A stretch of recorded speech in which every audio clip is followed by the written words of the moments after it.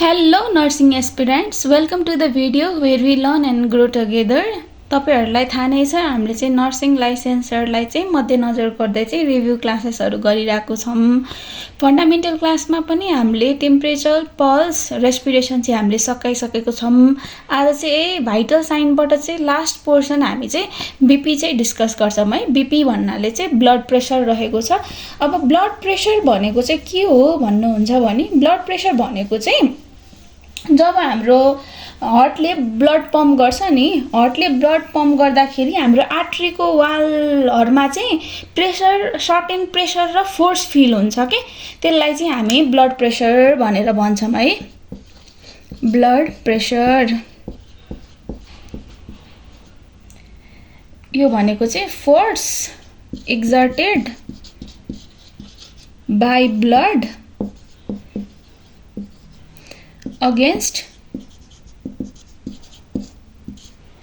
walls of arteries।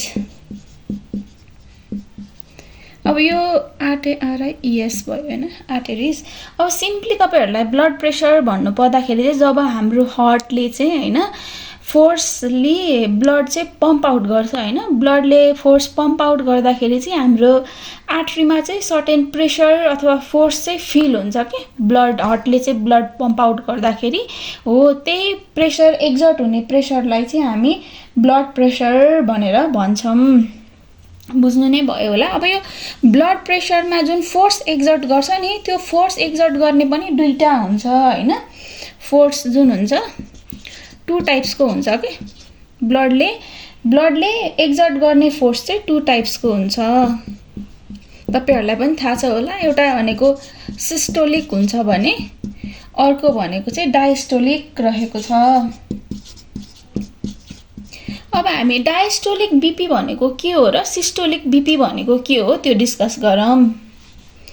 अब यो BP अब हामीले डेली हैन आफ्नो क्लिनिकल प्र्याक्टिसमा गरिराखेको कुराहरु हो हैन, हामीलाई यो न्यू टपिक त होइन भए पनि अब तपाईहरुलाई सोध्दाखेरि चाहिँ blood pressure is defined as a सोधिन सक्छ, सिस्टोलिक बीपी भनेको के हो सोधिन सक्छ हैन, डायस्टोलिक बीपी भनेको के हो भनेर नि सोधिन सक्छ हैन, अथवा यो भनेकोलाई के टर्म भनिन्छ भनेर पनि सोधिन सक्छ। त्यही भएर तपाईहरुले यो टर्मिनोलोजिसले चाहिँ के भन्न खोजेको हो त्यो कुरा चाहिँ थाहा हुनु पर्छ हैन। अब यो तपाईलाई सिस्टोलिक बीपी भनेको चाहिँ जब हाम्रो लेफ्ट भेन्ट्रिकलले ब्लडलाई चाहिँ पम्प आउट गर्छ नि, पम्प आउट गर्दाखेरि म्याक्सिमम प्रेसर चाहिँ जुन हाम्रो आर्टरीमा फिल हुन्छ नि त्यसलाई चाहिँ हामी सिस्टोलिक बीपी भन्छौं के। जुन हाईएस्ट डिग्री अफ प्रेसर चाहिँ हाम्रो आर्टरीमा फिल हुने प्रेसरलाई चाहिँ हामी सिस्टोलिक बीपी भनेर भन्छौं हैन।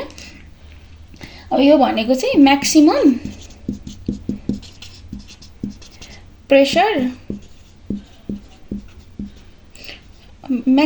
pressure of force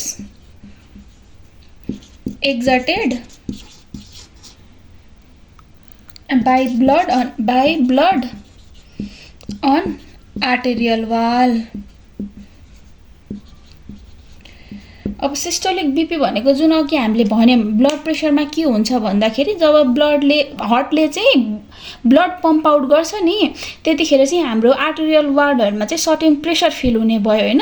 अब त्यही बेला जब अब हाम्रो लेफ्ट भेन्ट्रिकलले त ब्लडलाई चाहिँ पम्प आउट गर्नुपर्ने भयो हो, पम्प आउट गर्दाखेरि चाहिँ हाम्रो आर्टेरियल वालमा चाहिँ सबसे म्याक्सिमम नम्बर भनेको हाईएस्ट डिग्री अफ हैन, हाईएस्ट डिग्रीमा चाहिँ जुन फोर्स हैन, जुन म्याक्सिमम हाईएस्ट नम्बरमा चाहिँ जुन फोर्स चाहिँ हामीले फिल गर्छौं त्यसलाई चाहिँ हामी सिस्टोलिक बीपी भनेर भन्छौं हैन। अब हामीले बीपी लिँदाखेरिको अप्पर नम्बर भनेको सिस्टोलिक बीपी हो भनेर सिम्पली बुझ्दाखेरि चाहिँ हामीले अप्पर नम्बरलाई चाहिँ हामी सिस्टोलिक बीपी भन्छौं भनेर पनि तपाईहरुले चाहिँ बुझ्न सक्नुहुन्छ। अब यो सिस्टोलिक बीपी चाहिँ जब हार्ट कन्ट्र्याक्ट हुन्छ नि, हार्ट कन्ट्र्याक्ट हुँदा मेजर हुने बीपी भनेको चाहिँ सिस्टोलिक बीपी हो के। हार्ट कन्ट्र्याक्ट हुँदाखेरि मेजर हुने प्रेसरलाई चाहिँ हामी सिस्टोलिक बीपी भनेर भन्छौं।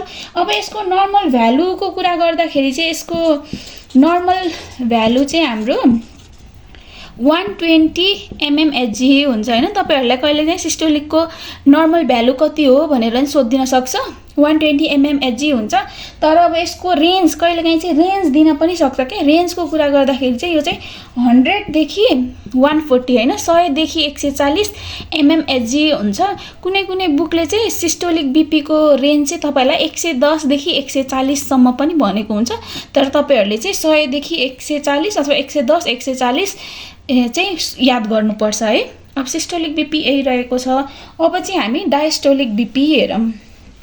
अब चाहिँ जुन अब यो सिस्टोलिक बीपी मा म्याक्सिमम फोर्स हैन हामीले म्याक्सिमम फोर्स जुन आर्टेरियल वालको म्याक्सिमम फोर्सलाई हामीले सिस्टोलिक बीपी भन्यौं भने जुन मिनिमम लो प्रेसर फोर्स हुन्छ नि सुनिनेलाई चाहिँ हामी डायस्टोलिक बीपी भनेर भन्छौं के। यो भनेको चाहिँ lowest degree LOW lowest degree of force exerted by blood on arterial wall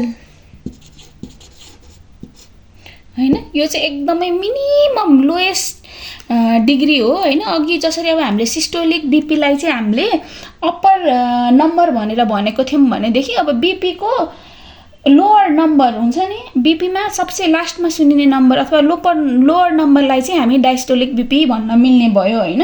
अब जुन अघि सिस्टोलिक बीपी हाम्रो लेफ्ट भेन्ट्रिकल कन्ट्र्याक्ट हुँदा सुन्नेको थियो भने चाहिँ अब यो हार्ट चाहिँ रिल्याक्सेसन हुँदाखेरि चाहिँ हामीले डायस्टोलिक बीपी चाहिँ सुन्छौं है। रिल्याक्सेसन सिस्टोलिक कन्ट्र्याक्ट हुँदा भयो भने यो चाहिँ डायस्टोलिक चाहिँ रिल्याक्स अथवा डाइलेट हुँदाखेरि चाहिँ हामीले डायस्टोलिक बीपी सुन्ने भयौं है। यो तपाईहरुलाई थाहा हुनु पर्छ।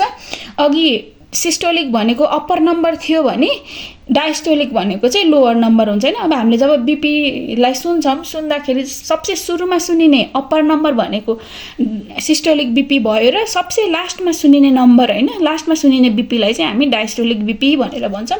अब यसको नर्मल रेन्ज हैन तपाईलाई एक्ज्याक्ट नर्मल भ्यालु हैन यसको एक्ज्याक्ट नर्मल रेन्ज भनेको चाहिँ 60 देखि 90 mmHg छ हैन। तर तपाईलाई एक्ज्याक्ट भ्यालु सोध्यो भने हैन नर्मल भ्यालु सोध्यो भने चाहिँ तपाईहरुले चाहिँ 80 mmHg भनेर गर्नुपर्ने हुन्छ ल। रेन्जमा सोध्यो भने 60 देखि 90 mmHg हैन।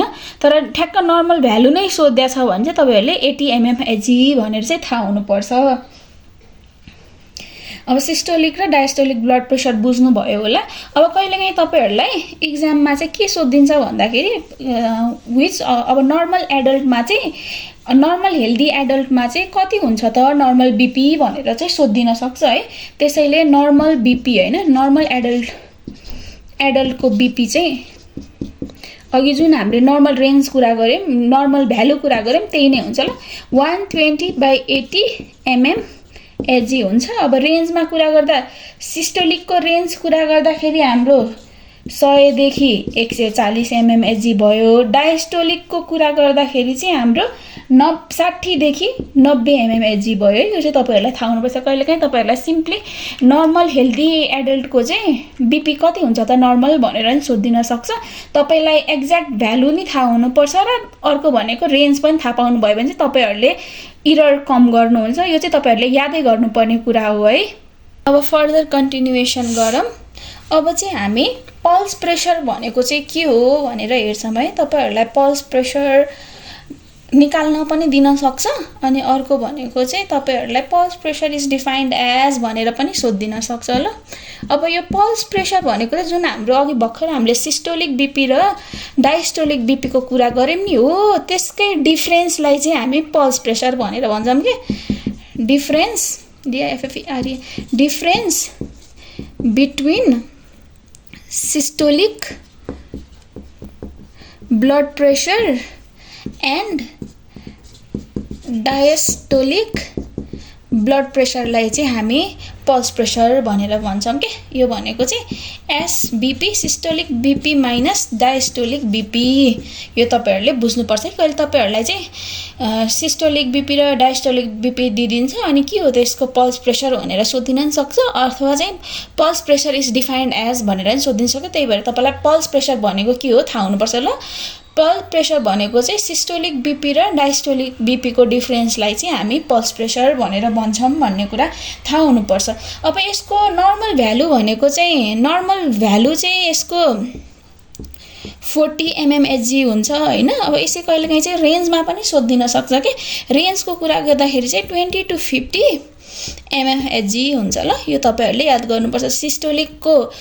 सिस्टोलिक डायस्टोलिक अनि यो पल्स प्रेसरको नर्मल भ्यालु कति हो रेन्ज कति हो यो चाहिँ तपाईहरुले याद गर्नुपर्ने कुरा हो ल। अब चाहिँ हामी कन्टिन्युएसन गरौँ। अब तपाईहरुलाई कति सिम्पल क्वेशन सोधिन सक्छ के तपाईहरुले ब्लड प्रेसर केले मेजर गर्नुहुन्छ भनेर पनि सोधिन सक्छ के। साउन्ड सिम्पल हैन तर कहिलेकाहीँ अब एक्जाम दिने प्रेसर हुन्छ अनि माइन्ड कति डाइभर्ट भइराको हुन्छ कन्सन्ट्रेसन गर्न सकिरा हुँदैन हैन स्लाइट स्ट्रेस हुन्छ त्यसले गर्दा हामीले सिम्पल कुरा चाहिँ मिस गर्न सक्छौं के त्यसले गर्दा त्यो कुराहरु पनि याद राख्नु पर्छ ल। अब यो बीपी मेजर्ड बाइ अब यो हजुरहरुलाई पनि थाहा भएकै कुरा हो हैन। हामीले बीपी चाहिँ स्पाइक म्यानोमिटर र स्टेथोस्कोपले चाहिँ मेजर गर्छौं है यो कुरा चाहिँ तपाईलाई थाहा हुनु पर्छ। म्यानोमिटर एन्ड स्टेथोस्कोप है यो चाहिँ तपाईहरुलाई थाहा हुनुपर्छ। कहिलेकाहीँ सिम्पल कुराहरु पनि हामीले बिर्सिन सक्ने चान्स हुन्छ कि त्यही भएर सिम्पल कुराहरुलाई नि सर र एकचोटी चाहिँ रिभिजन गरेर चाहिँ जानु राम्रो हो। अब तपाईहरुलाई अर्को सोध्न सक्ने भनेको अब बीपी चाहिँ युजुअली कहाँ लिइन्छ भनेर सोधिन सक्छ के त्यही भएर बीपी युजुअली टेकन अब कुनमा लिइन्छ भन्दाखेरि हामीले बीपी चाहिँ हामीले युजुअली ब्राकियल आर्टरीमा चाहिँ लिन्छौं ल। यो कुरा तपाईहरुले थाहा हुनुपर्छ। सिम्पली अब बीपी युजुअली टेकन एट भनेर कुन आर्टरी सोधिन सक्छ के तपाईलाई रेडियल ब्राकियल फिमोरल अप्सनहरु दिएको हुन सक्छ त्यसले गर्दा चाहिँ बीपी चाहिँ हामीले ब्राकियल आर्टरीमा लिन्छौं भन्ने कुरा चाहिँ तपाईहरुलाई थाहा हुनुपर्छ। अब यही ब्लड प्रेसरको कन्टिन्युएसनमा चाहिँ हामी थोरै एब्नर्मालिटिजहरु हैन ब्लड प्रेसरमा हुने एब्नर्मालिटिजहरु पनि डिस्कस गरौँ है त। एब्नर्मालिटिज इन ब्लड प्रेसर अब त्यसमा एउटा भनेको तपाईहरुलाई थाहा भएकै कुरा छ हाइपरटेन्सन रहेको छ। अब हाइपरटेन्सन भनेको चाहिँ यदि ब्लड प्रेसर चाहिँ एबोभ नर्मल हुन्छ भने त्यसलाई हामी हाइपरटेन्सन भन्ने हैन। अब कति भन्दा एबोभ भयो भने चाहिँ हाइपरटेन्सन भन्ने कुरा यहाँ इम्पोर्टेन्ट छ हैन। अब यदि सिस्टोलिक बीपी चाहिँ मोर देन 140 mmHg भयो भने र अर्को भनेको डायस्टोलिक चाहिँ हाम्रो मोर देन 90 mmHg भयो भनेदेखि हामीले त्यसलाई हाइपरटेन्सन भनेर भन्यौं हैन।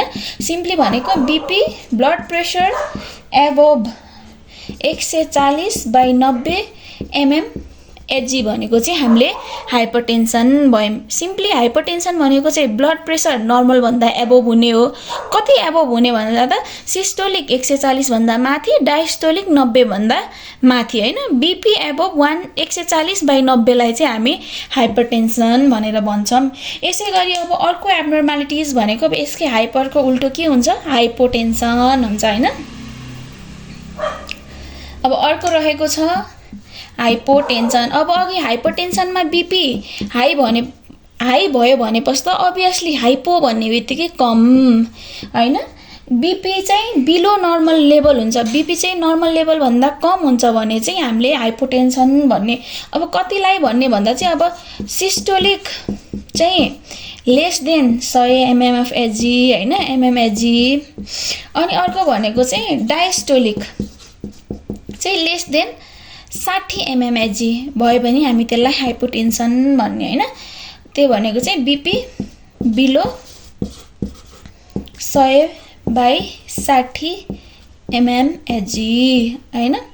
अब यो मोस्ट अफ द एभरेज पपुलेसनमा हेर्दाखेरि चाहिँ यसरी हो हैन। अब कहिलेकाहीँ मान्छेको स्ट्रक्चर हैन आफ्नो हुन्छ नि बडीको मेकानिजमले गर्दा चाहिँ पर्सन टु पर्सन चाहिँ बीपी को हाइपोटेन्सन चाहिँ फरक पर्न सक्छ के कुनै अब एकदम लिन थिन पर्सन हैन अब उहाँहरुलाई आफ्नो उहाँको ब्लड प्रेसर 90/60 पनि नर्मल भइराको हुन सक्छ हैन कहिलेकाहीँ चाहिँ यो बीपी कोहरु चाहिँ पर्सन टु पर्सन चाहिँ डिफर गर्न सक्छ तर मेजोरिटी केसहरुमा चाहिँ हाइपोटेन्सन चाहिँ हामी इनरलाई नै भनेर भन्छौं ल यो कुरा चाहिँ तपाईले थाहा हुनुपर्छ कि ए मैले त यसरी पढे थिए यही नै हो यति भइसकेपछि हाइपोटेन्सन भन्नुपर्छ यति नै भएपछि हाइपरटेन्सन भन्नुपर्छ भन्ने हुन्छ नि त्यो चाहिँ कुनै पर्सनको बडी मेकानिजम हैन पर्सनको रेसिस्टेन्सहरुले चाहिँ त्यो डिफर गर्न सक्छ के हो त्यो कुराहरु चाहिँ हामीले याद चाहिँ गर्नुपर्छ है अब यसैगरी हामी अर्को रहेको छ अर्थोस्ट्याटिक हाइपोटेन्सन अब तपाईहरुले पनि क्लिनिकलमा सुनिरहनु भएको होला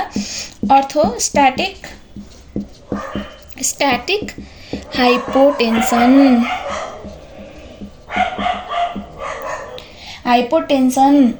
अर्को भनेको अब यसमा चाहिँ के हुन्छ भन्दाखेरि लो बीपी हुन्छ हैन कब चाहिँ बीपी लो हुन्छ भन्दाखेरि पेशेन्ट चाहिँ अब सुतिराको मान्छे चाहिँ अब उठ्यो हैन अथवा सिटिङ पोजिसनको मान्छे एक्कासी उठ्यो भने चाहिँ बीपी चाहिँ सट्टै घट्दिन सक्छ के त्यसलाई चाहिँ हामी अर्थोस्ट्याटिक हाइपोटेन्सन भन्छौं बुझ्नु भयो नि हैन सुतेको वा बसेको अवस्थामा हामी बसिराथ्यौं अघि एकछिनसम्म सुतिराथ्यौं तर हामी अचानक उठ्दिँदाखेरि चाहिँ के भयो भन्दाखेरि बीपी सट्टै घट्यो भने त्यसलाई चाहिँ हामी अर्थोस्ट्याटिक हाइपोटेन्सन भन्छौं यसमा चाहिँ के हुन्छ भन्दाखेरि low BP when rising to an erect position TION position normal बसिराथ्यौं अथवा सुतिराथ्यौं अब एक्कासी उठ्यौं हैन स्ट्यान्डिङ पोजिसनमा राइज हुँदाखेरि चाहिँ हाम्रो बीपी ड्रप हुन्छ भने त्यसलाई चाहिँ हामी अर्थोस्ट्याटिक हाइपोटेन्सन भनेर भन्छौं अब यसमा चाहिँ कतिसम्म घट्ने त भन्दा अब हाम्रो सिस्टोलिक बीपी चाहिँ 20 अथवा 20 भन्दा बढी 20 mmHg अथवा मोरले घट्नु पर्यो भने डायस्टोलिक चाहिँ 10 और मोरले चाहिँ डिक्रिज भएको हुनुपर्छ हैन अब यसैगरी अब हामीलाई युजुअली हाम्रो क्लिनिकल प्र्याक्टिसमा युजुअली सोधिरहने भनेको चाहिँ अर्थोस्ट्याटिक हाइपोटेन्सनै हो हैन अब अर्को भनेको अर्थोस्ट्याटिक हाइपरटेन्सन पनि हुन्छ के अर्थोस्ट्याटिक हाइपरटेन्सनमा चाहिँ के हुन्छ भन्दाखेरि तपाईले पोजिसन चेन्ज गर्दाखेरि चाहिँ बीपी चाहिँ बढ्दिन्छ के जसरी हामीले सुतेर उठ्दाखेरि चाहिँ यसमा बीपी ड्रप भएको थियो भन्दाखेरि अर्थोस्ट्याटिक हाइपोटेन्सनमा चाहिँ त्यहाँ हामी चाहिँ सुतेर अथवा बसेको मान्छे जुरुक्क उठ्दिँदाखेरि चाहिँ बीपी सडन राइज भइदिन्छ के त्यसलाई चाहिँ हामी अर्थोस्ट्याटिक हाइपोटेन्सन हुन्छ तर चाहिँ हाम्रो क्लिनिकल्ली चाहिँ सोध्ने इम्पोर्टेन्स भएको कुरा चाहिँ मोस्टली सोध्ने भनेको चाहिँ अर्थोस्ट्याटिक हाइपोटेन्सन हो त्यसैले तपाईले यो चाहिँ नबिर्सिनु होला है अब यो एब्नर्मालिटिज यति नै रहेको छ अब चाहिँ हामी बीपी लाई चाहिँ के फ्याक्टरले चाहिँ एफेक्ट गर्छ भन्ने कुरा चाहिँ हेरौँ ल तपाईहरुलाई चाहिँ which of the following effect हैन ब्लड प्रेसर भनेर यस्तो कुराहरु पनि सोधिन्छ त्यही भएर हामी फ्याक्टर्सहरु हेरौँ है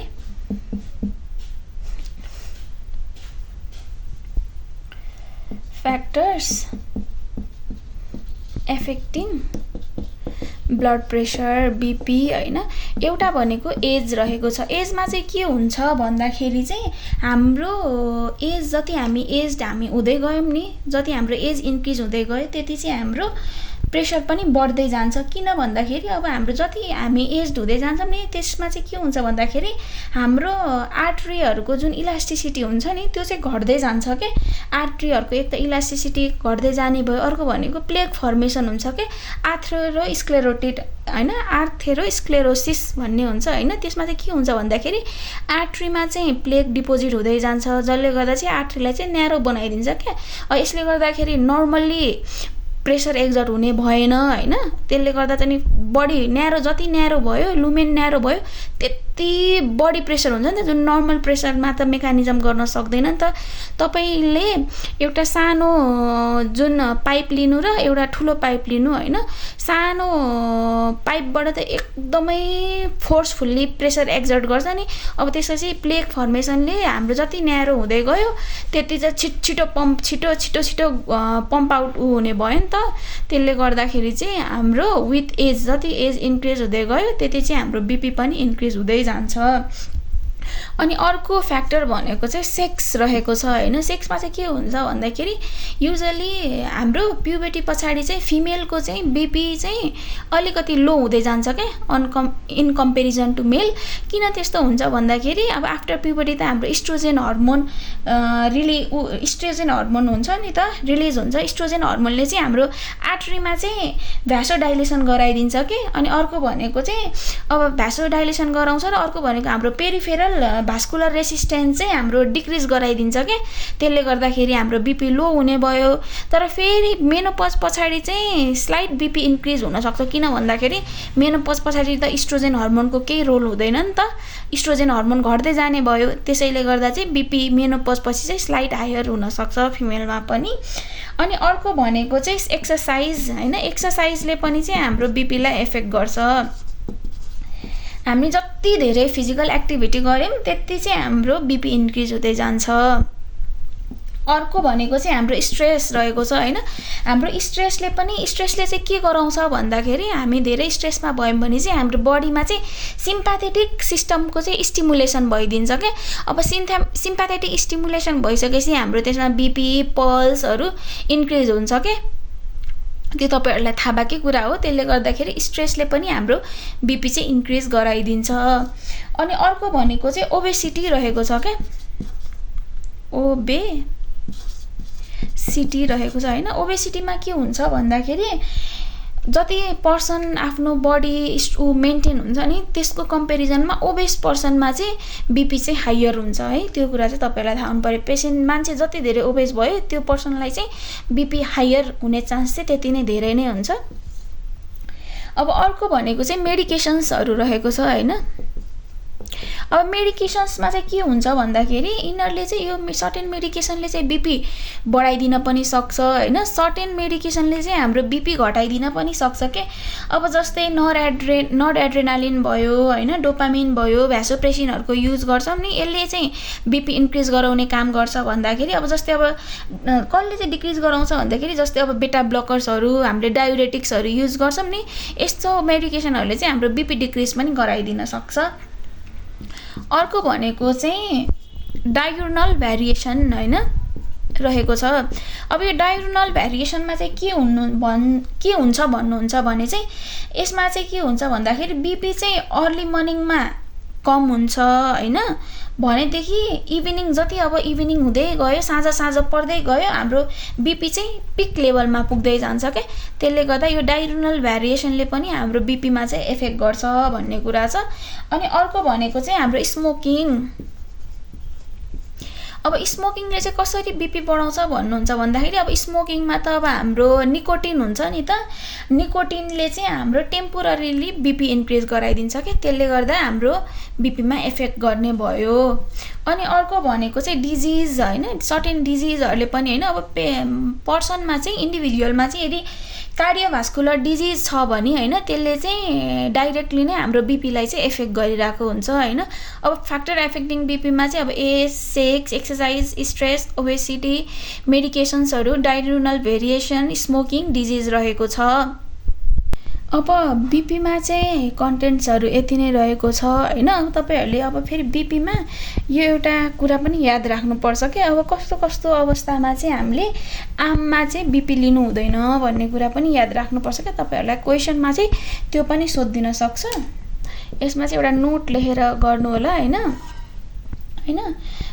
BP not taken, blood pressure not taken on arm in following condition हैन। कुन अवस्थामा चाहिँ हामीले हातमा चाहिँ ब्लड प्रेसर नलिने भन्ने कुरा चाहिँ तपाईहरुले चाहिँ याद गर्नुपर्छ होला। तपाईहरुलाई त्यो पनि सोधिदिन सक्छ। कुन अवस्थामा चाहिँ नलिने भनेर पनि सोधिदिन सक्छ, आममा नलिने अवस्थाहरु। अब एउटा भनेको चाहिँ जुन हातमा चाहिँ हाम्रो इन्ट्राभेनस फ्लुइड गइराको हुन्छ नि हो, त्यो हातमा नि हामीले सकेसम्म चाहिँ बीपी नलिने। अनि अर्को भनेको चाहिँ हाम्रो अब जुन हातमा हैन जुन हात चाहिँ इन्जर्ड अथवा डिजिज छ हैन छ भने पनि हामीले चाहिँ त्यो हातमा बीपी नलिने। अनि अर्को भनेको चाहिँ हाम्रो अब रेनल डायलाइसिस गर्छौं नि, रेनल डायलाइसिस गर्ने केसमा हैन कहिलेकाहीँ चाहिँ के हुन्छ भन्दाखेरि फिस्टुला शन्टहरू बनाउन प्रिजर्भ भनेर लेखेको हुन्छ नि, हो त्यस्तो प्रिजर्भ लेखेको हातलाई पनि हामीले त्यस प्रिजर्भ गर्ने हातलाई पनि हामीले बिपी लिनुहुन्न, अथवा फिस्टुला अथवा शन्ट बनाइसकेको फिस्टुला अथवा शन्ट बनिसकेको छ भने पनि हामीले त्यो हातमा बिपी लिनु भएन हैन। अब डायलाइसिस गर्ने केसको त्यो हात प्रिजर्भ हैन, फिस्टुला बनाउन अथवा शन्ट बनाउनलाई प्रिजर्भ भनेर लेखेको हातमा पनि हामीले बिपी मेजर गर्न भएन हैन। अलरेडी फिस्टुला स्टन्ट छ भने पनि हामीले चाहिँ त्यसमा बिपी लिन भएन है हैन। अब पेशेन्टको चाहिँ रेडिकल मास्टेक्टोमी भएको छ हैन, जुन साइडको रेडिकल मास्टेक्टोमी भएको छ नि त्यही साइडको हातमा चाहिँ बिपी नलिने हैन, यो कुरा पनि थाहा हुनुपर्छ। जुन साइड अब तपाईको पेशेन्टको राइट साइडमा रेडिकल मास्टेक्टोमी भएको छ भने तपाईले राइट साइडमा बिपी नलिने, लेफ्ट साइडमा लिने हैन। अब लेफ्ट साइडको मास्टेक्टोमी भएको छ भने लेफ्ट साइडमा नलिने, जुन साइडमा चाहिँ मास्टेक्टोमी भएको त्यो साइडको चाहिँ बिपी नलिने हैन, अपोजिट साइडमा चाहिँ बिपी लिने हैन। अब यदि चाहिँ आर्म प्यारालाइज छ हैन, कुनै पनि आर्म प्यारालाइज छ भने प्यारालाइज्ड आर्मबाट पनि चाहिँ हामीले बिपी लिनु हुँदैन, यो कुराहरु चाहिँ तपाईलाई थाहा हुनुपर्छ। अनि यो सँगसँगै के कुरा थाहा हुनुपर्छ भन्दाखेरि अब हामी अब जब इमोसन हामी फुल अफ इमोसन हुन्छौं हैन, कहिले रोइराको हुन सक्छौं, कहिले हाँसिराको धेरै हाँसिराको हुन सक्छौं, स्याड हुन सक्छौं, हामीलाई एन्जाइटी हुन सक्छ, केही कुराको डर हुन सक्छ हैन, एक्सरसाइज गरिराको बेला हुन्छ नि, यस्तो कन्डिसनहरुले चाहिँ हाम्रो बिपी लाई चाहिँ बढाइदिन सक्छ के त्यो एक्साइटमेन्टमा चाहिँ। त्यसले गर्दाखेरि जहिले बिपी मेजर गर्दाखेरि चाहिँ पेशेन्टलाई रिल्याक्स राखेर हैन, पेशेन्ट कहिलेकाहीँ हिनेर आउने बित्तिकै मेरो बिपी नाप्दिनु भनेर भन्न सक्नु हुन्छ के। त्यसले गर्दाखेरि कम्तीमा नि बिरामीलाई 10-15 मिनेट बसाएर हैन रिल्याक्स गर्न लाएर मात्र बिपी चाहिँ लिनुपर्छ हैन, यो कुरा चाहिँ तपाईहरुले थाहा हुनुपर्छ है। अब यसैगरी हाम्रो ब्लड प्रेसरको कन्टेन्ट चाहिँ यति नै रहेको छ। अब चाहिँ हामी short and question answer discussion गरौँ, यो बिपी बाट सोध्न सक्ने पोसिबल क्वेशन्स पनि तपाईहरुलाई थ्योरी पोर्सनमा नि भने हैन। Blood pressure is defined as भनेर पनि सोधिन सक्छ के, इज डिफाइन्ड एज भनेर सोधिन सक्छ के। अब तपाईहरुलाई एउटा अप्सन भनेको चाहिँ force of blood against vessel wall भयो हैन, BESSEL भेसल वाल भनेर भन्न सक्ने भयो। अर्को भनेको force of lymph LYMPS lymph against blood vessel हैन, अगेन्स्ट ब्लड भेसल भनेर नि दिन सक्छ हैन। अब अर्को अप्सनमा चाहिँ तपाईलाई force of blood against arterial wall, अनि अर्को तपाईलाई अप्सन भनेको चाहिँ कार्डियक आउटपुट पर मिनेट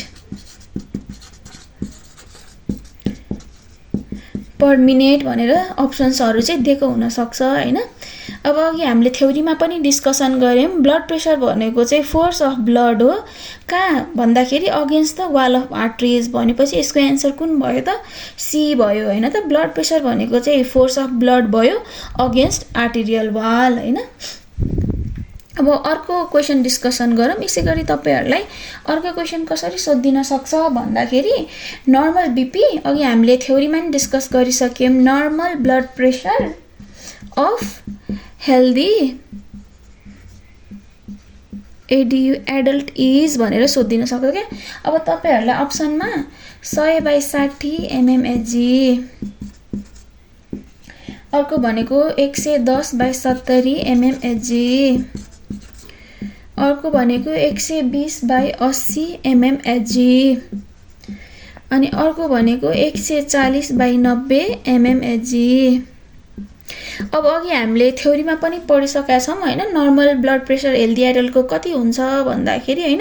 अब तपाईहरुलाई रेन्जमा दियो भने कति भन्ने कुरा पनि थाहा नै छँदैछ, तर तपाईलाई एक्ज्याक्ट भ्यालु नै सोधिहाल्यो भने चाहिँ तपाईहरुले कति भन्ने भन्दाखेरि 120/80 mmHg भनेर चाहिँ यो चाहिँ तपाईहरुलाई थाहा हुनुपर्छ है।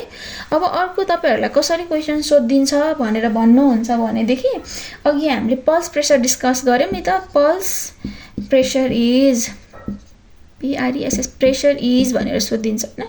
अब यहाँ चाहिँ के दिन सक्छ भन्दाखेरि तपाईलाई systolic BP plus diastolic BP।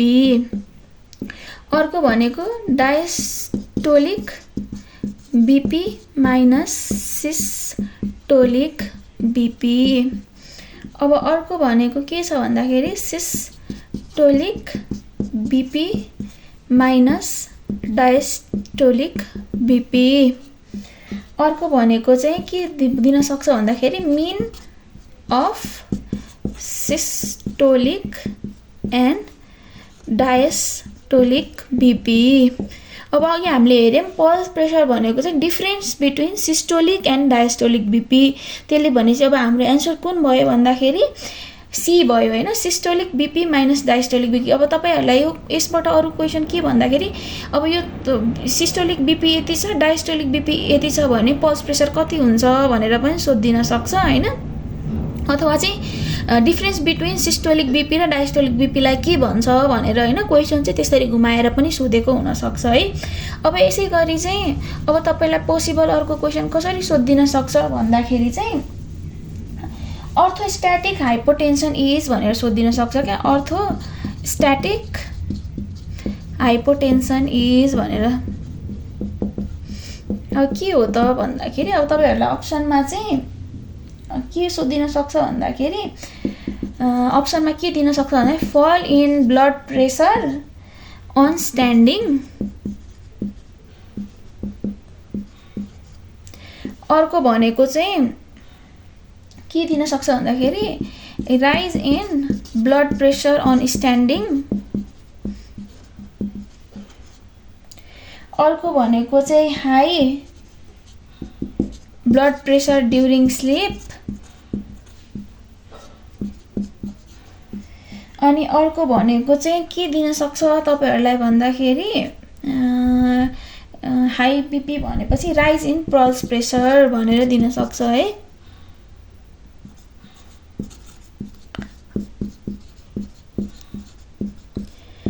अब अर्थोस्ट्याटिक हाइपोटेन्सन भनेको अघि हामीले डिस्कस गरिसक्यौं हैन, के हो त भन्दाखेरि हामीले नर्मली सुतेर अथवा सिटिङ पोजिसनमा बस्दा एकैचोटी जुरुक्क उठ्दाखेरि हैन हाम्रो BP फल हुन्छ भने चाहिँ हामी त्यसलाई चाहिँ हामी अर्थोस्ट्याटिक हाइपोटेन्सन भनेर चाहिँ भन्छौं है।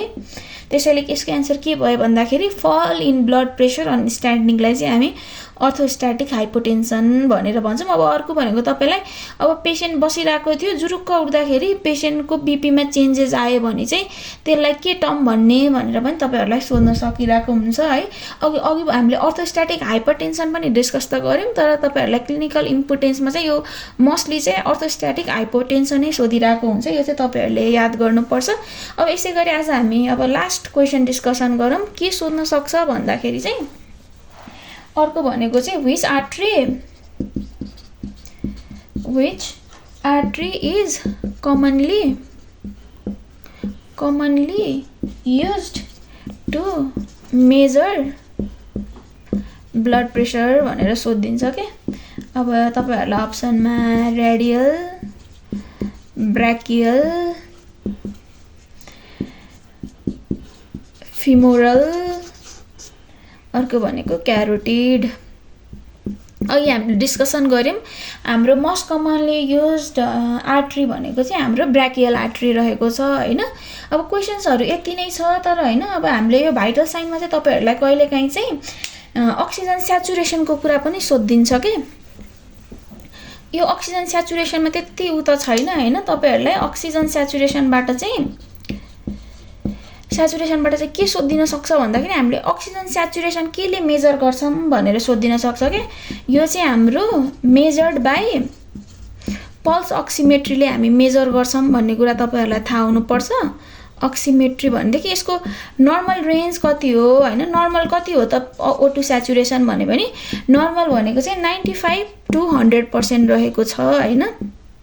तपाईहरुलाई अक्सिजन स्याचुरेसनबाट चाहिँ कहिलेकाहीँ भाइटल साइनमा अक्सिजन स्याचुरेसनबाट यो पनि इन्क्लुड गरेको हुन सक्छ। त्यही भएर चाहिँ अक्सिजन स्याचुरेसनबाट चाहिँ हामीले पल्स अक्सिमेट्रीले मेजर गर्छौं र यसको नर्मल भनेको चाहिँ 95 to 100% लाई नर्मल भन्छौं भन्ने कुरा थाहा हुनुपर्छ। अब फन्डामेन्टल अफ नर्सिङमा चाहिँ भाइटल साइनबाट चाहिँ यति नै पोर्सन रहेको छ हैन। तपाईहरुले चाहिँ यति क्वेशन चाहिँ नछुटाइकन जानुभयो, यति चाहिँ रिभ्यू गरेर जानुभयो भने, यदि भाइटल साइनबाट क्वेशनहरु सोध्यो भने तपाईहरुले पक्कै छुटाउनुहुन्न भन्ने विश्वास गर्छु हैन।